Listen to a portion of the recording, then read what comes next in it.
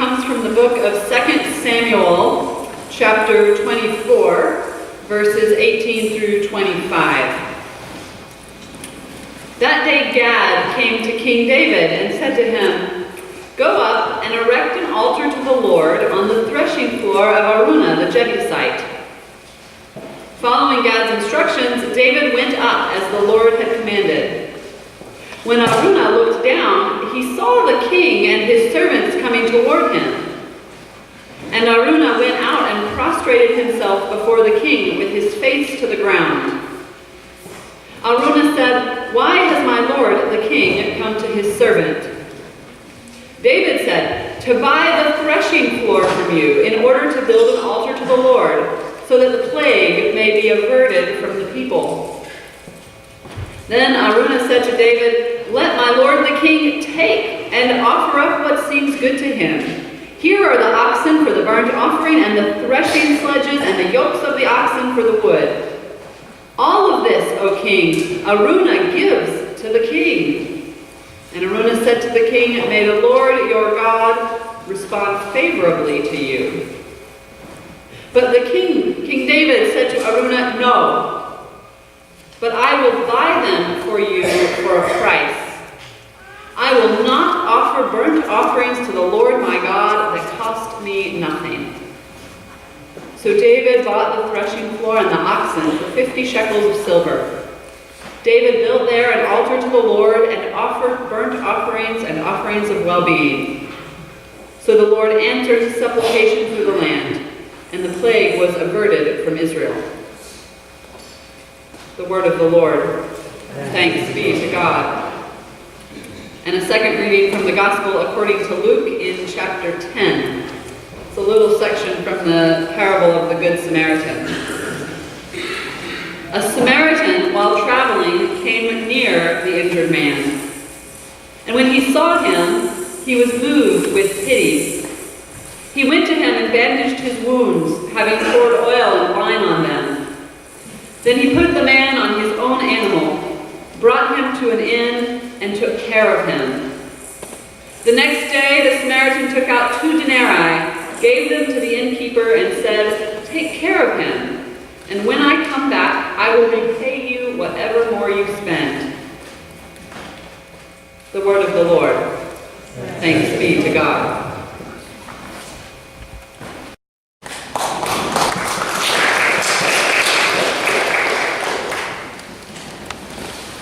I imagine that when King David climbed the hill to the home of Araunah, David's heart was heavy. Sickness had come over the land of Israel, and many, many people had died. King David was afraid that this sickness was a punishment for his own mistrust of God. His prophet advised him to build an altar to the Lord and to make a burnt offering at this place where he was going. So David went, ready to pay whatever price the landowner demanded so that he could build his altar, make his sacrifice, and stop the sickness. Now Araunah was a foreigner, a Jebusite.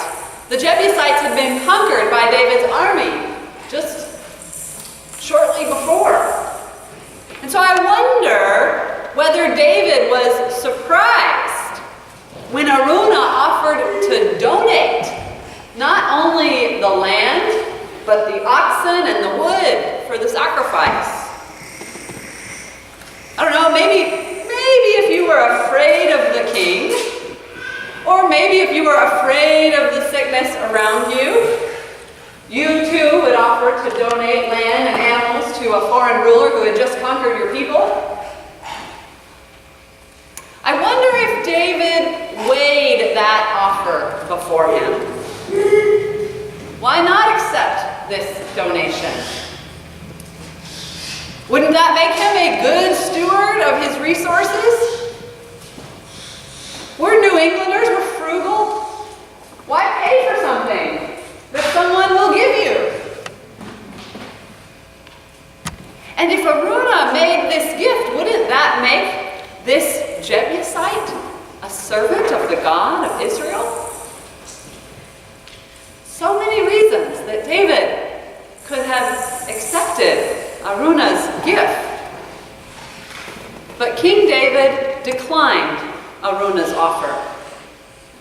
"No," David said, "I will buy the land and the oxen and the wood for a price. I will not make an offering to the Lord my God that costs me nothing. I will not make an offering to the Lord my God that costs me nothing." It's stewardship season at the church. Today's Pledge Sunday.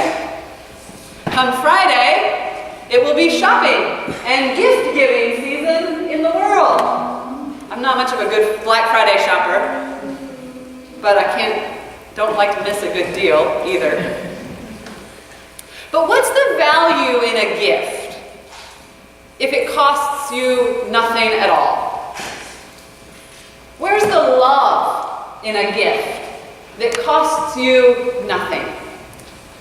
This also happens to be the season when I switch out my closet from the summer clothes to the winter clothes, and I donate all of my unwanted or ill-fitting clothing to charity.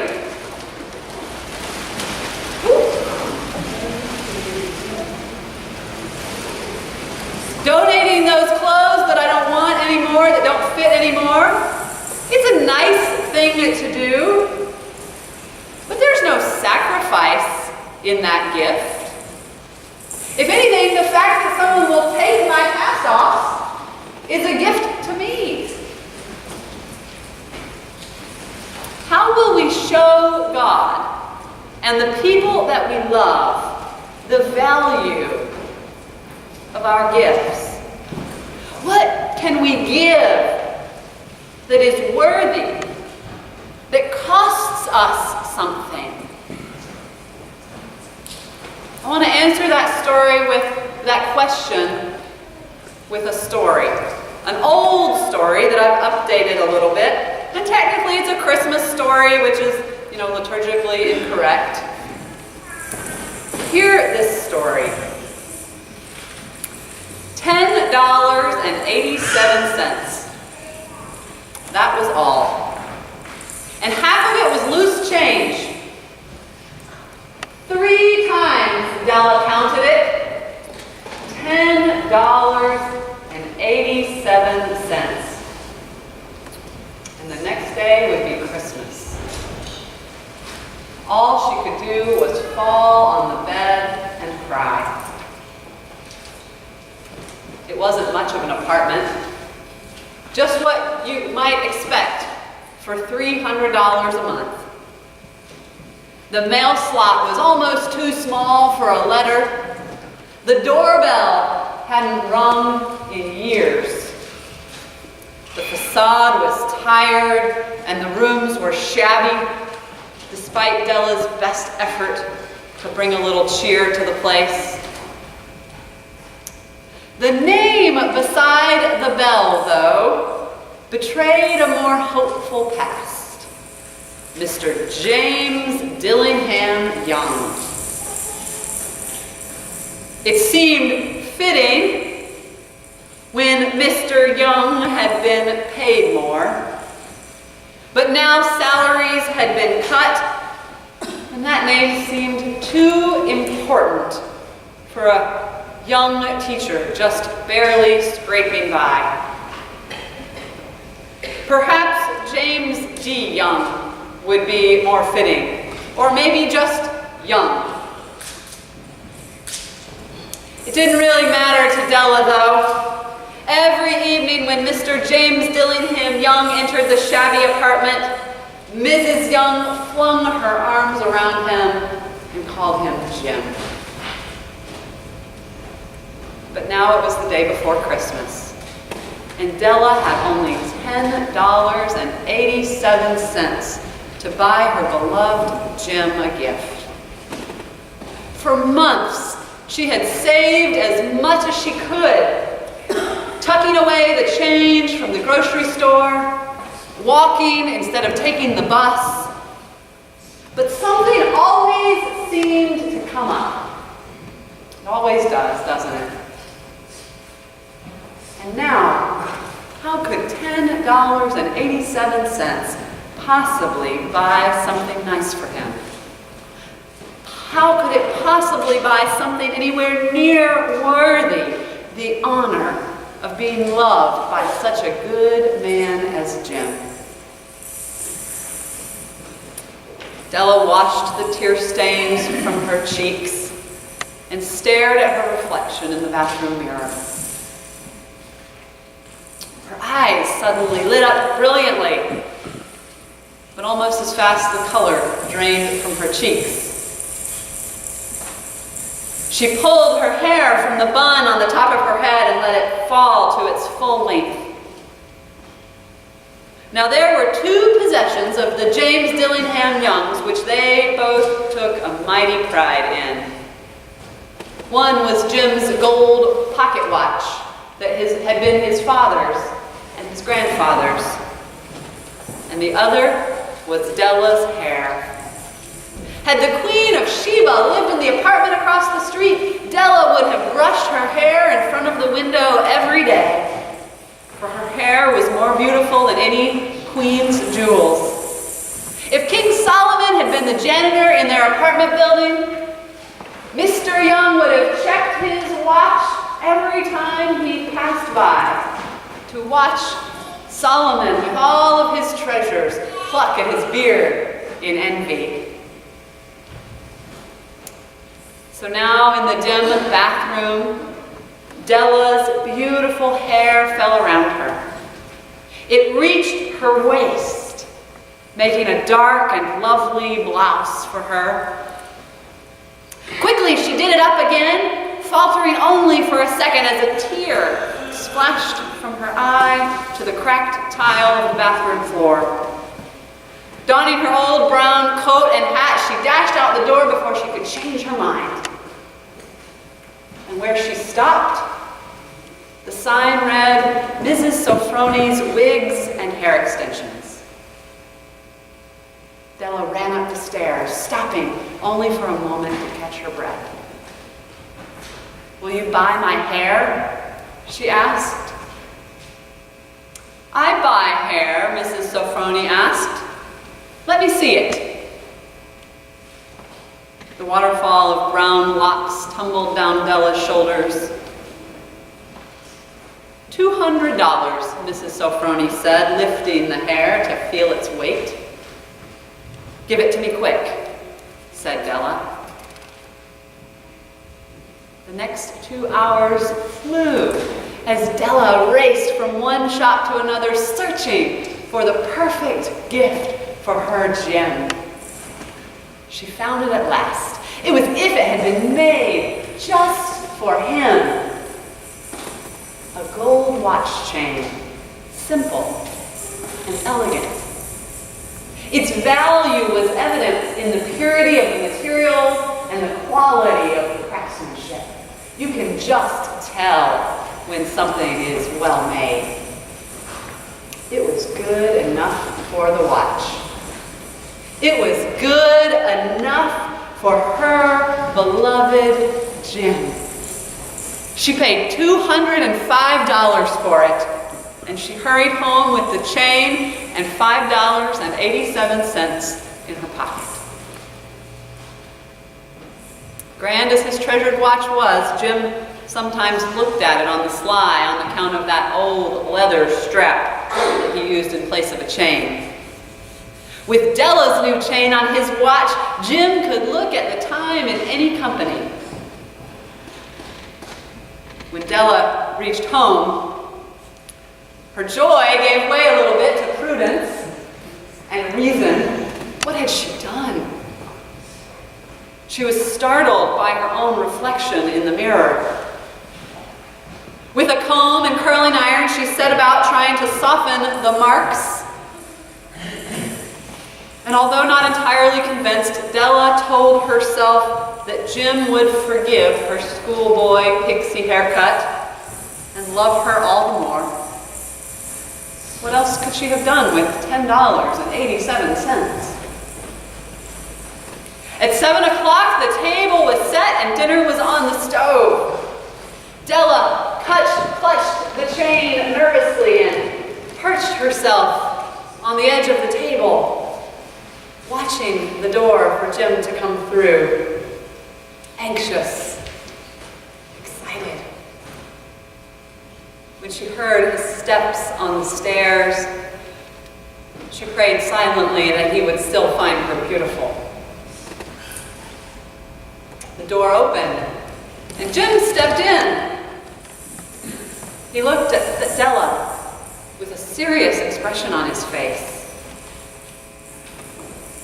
She couldn't read the look in his eyes. It frightened her. It was not anger, nor surprise, nor disapproval, nor horror. It was nothing that she expected. He simply stared at her with a strange expression on his face. Della hopped from her perch and went to him. "Jim, darling," she cried, "don't look at me that way. I had my hair cut off and sold because I couldn't have lived through a Christmas without a gift for you. They'll grow out again. You won't mind, will you? I just had to do it.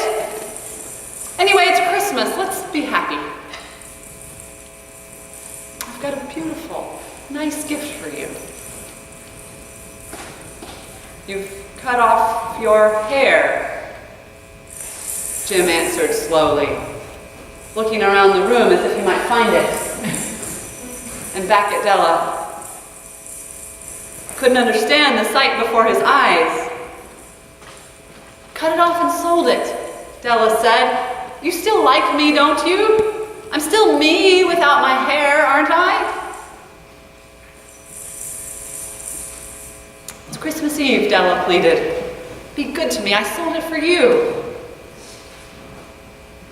"Maybe the hairs of my head were numbered, but no one could ever count my love for you." And then changing the subject, "Let's eat dinner."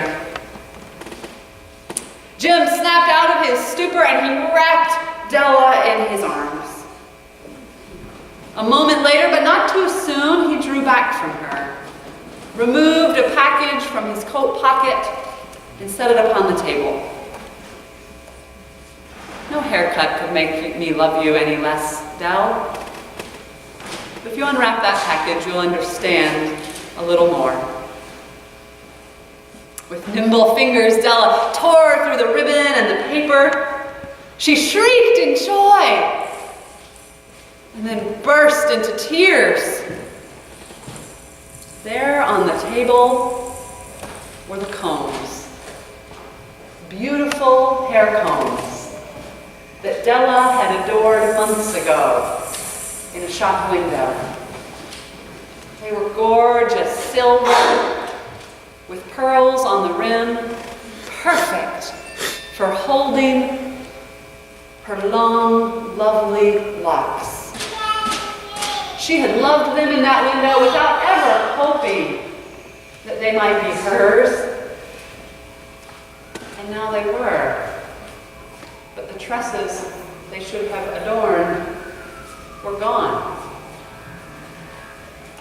She held those combs to her heart. "My hair grows so fast," she whispered with a tear and a smile. And then Della leapt up, remembering that Jim had not yet seen his beautiful gift.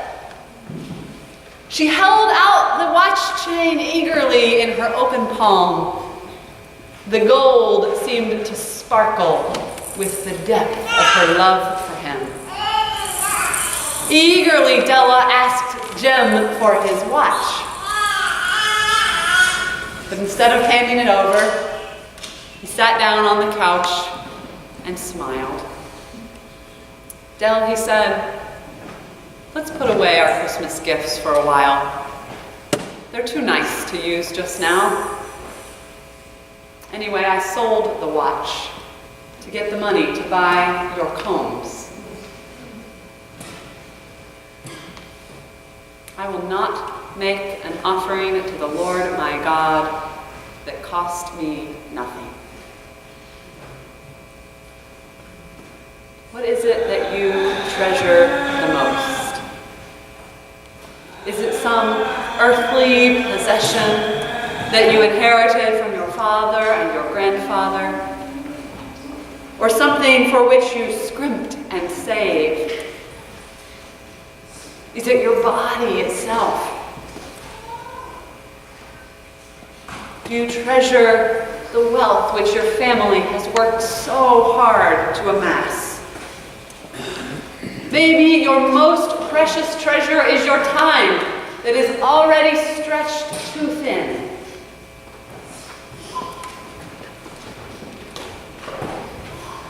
I will not make an offering to the Lord my God that cost me nothing. As you reflect on your resources of time and talent and treasure, as you make your promise to God for the year ahead, may you join King David and Della and Jim in making a gift of love that costs you something. A gift worthy of the one who loves you. A gift worthy of your love for God.